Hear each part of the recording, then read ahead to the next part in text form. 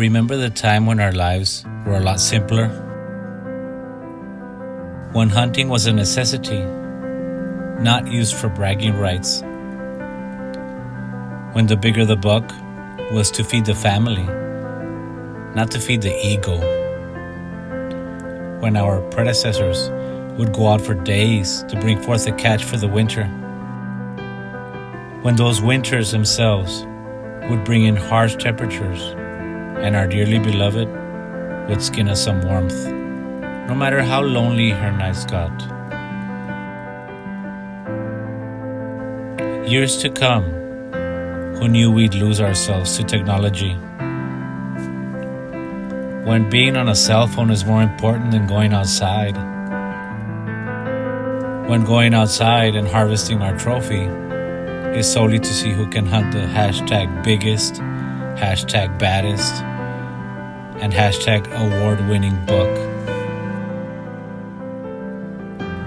Remember the bond created, the memory made with your parents, your sons or daughters, maybe even your significant other.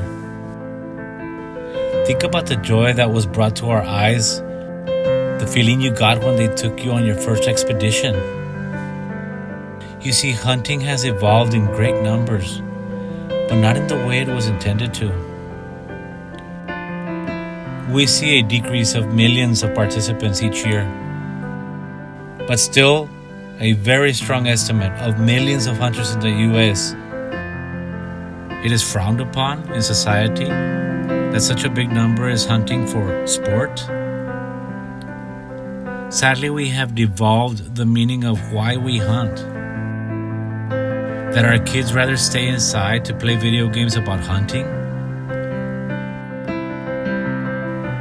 I'm speaking to you today in an effort to help support the cause. Like I've said in many of my conversations when I speak to the hunting world, hunting does not necessarily mean to kill. Today is a day I am going to change the definition of hunting. It'll mean to search. Don't we always hunt? If you actually think about it, we hunt for everything. We hunt for happiness, we hunt for success, and we hunt for love. Do you frown about that? We are always hunting for an answer. Ask yourself this: why do you hunt? What do you hunt with? Who do you hunt with? Do you hunt for the thrill of the kill? Or to escape reality and just be outdoors, searching? It is inevitable to stay on track. We are not perfect. So let us learn from our errors and embrace the change. The hunting world is just not the same anymore. Let's go back to our roots to understand the forgotten message. How do we bring our new generations to like hunting? Well, by changing the definition like I explained before. I'm not saying don't hunt. I just want to clarify that hunting is an important survival skill that can actually be applied to our everyday lives. And by hunting, I mean searching.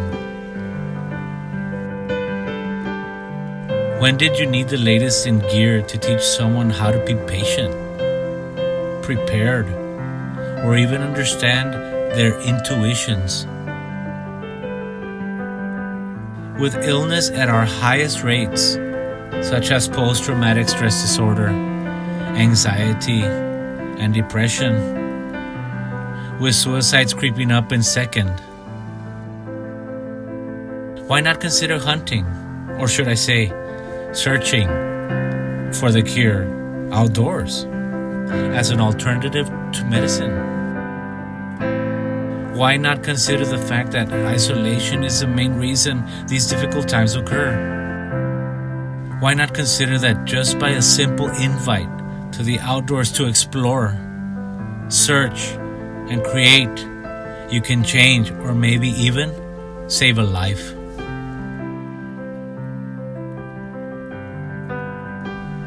Here's a little fun fact for you. Did you know that Walt Disney knew nothing about hunting when he created the movie Bambi? Inspired by the book Bambi, A Life in the Woods by Felix Salten, Bambi in the book was a roe deer. Compared to the movie, he was a white-tailed deer, due to the fact that there is no roe deer within the US. Most people remember Bambi for its tragic opening of such a loss. Most people use Bambi's storyline to go anti-hunting because it's portrayed as wrong. When in fact, the movie was about a fawn growing up to be the king of the forest and overcoming obstacles for love and happiness. Now who remembers that? Let me tell you a story about a boy who was 8 years old. He one day got his most awaited wish that felt like an eternity to a young boy. Little did he know that one wish would change the shape of his life forever. I was that boy. And during my first white-tailed expedition, I was so thrilled. Finally, just to be beside my father, who knew that I was ready to hunt my first buck. As we sat in an old blind that could barely hold its head up like a newborn child, we waited for hours and hours in one of the blinds, sitting on a 2x12 in the cold, with degrees as low as 30. With such anticipation, adrenaline from my father and I, we asked ourselves, what cold front? We were in the most beautiful place to go hunting, and with over 5,000 acres to search. Keep in mind, we didn't have any burlaps, no camo, sitting in an open box, with no corn or any sort of attractants, just some antlers to rattle. Then after a long wait, the buck arrives, my father pointing at it as I prepared my shot. As I stared right at it, it was like nothing I've ever seen before. With a slow and last breath, I squeeze the trigger. It's a hit at 180 yards, but it escapes to the brush. We gathered our things and searched for my kill. I glance over to my father and see him filled with tears of joy. To tell you the truth, even after squeezing that trigger, even after confirming my hunt, I don't ever remember caring about killing the deer. Yet I remember our excitement, that bond we shared as we just stared at that amazing trophy. The irreplaceable memory I made with my father. A memory that made my legacy. At the age of 15, I had already harvested everything my little heart desired. After my mother let me borrow her video camera, I decided I only wanted to shoot them, not with a rifle, but with a camera.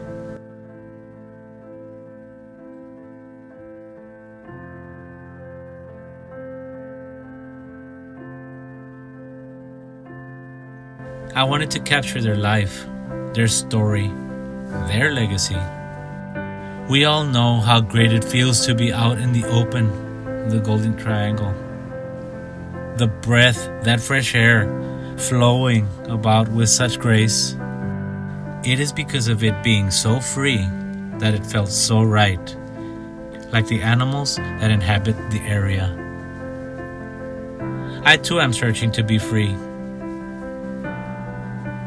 Free of stress, free of the chains, free to flow like the river that divides our nations,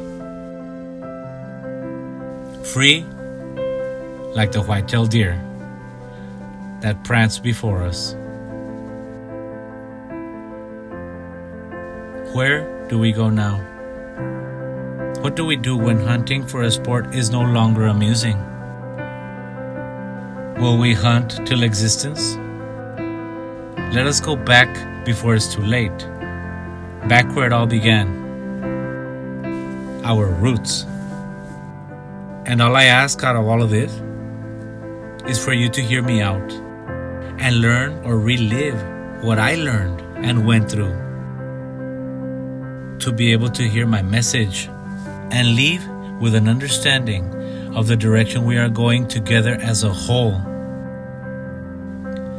to be able to enjoy these moments cherished through generations,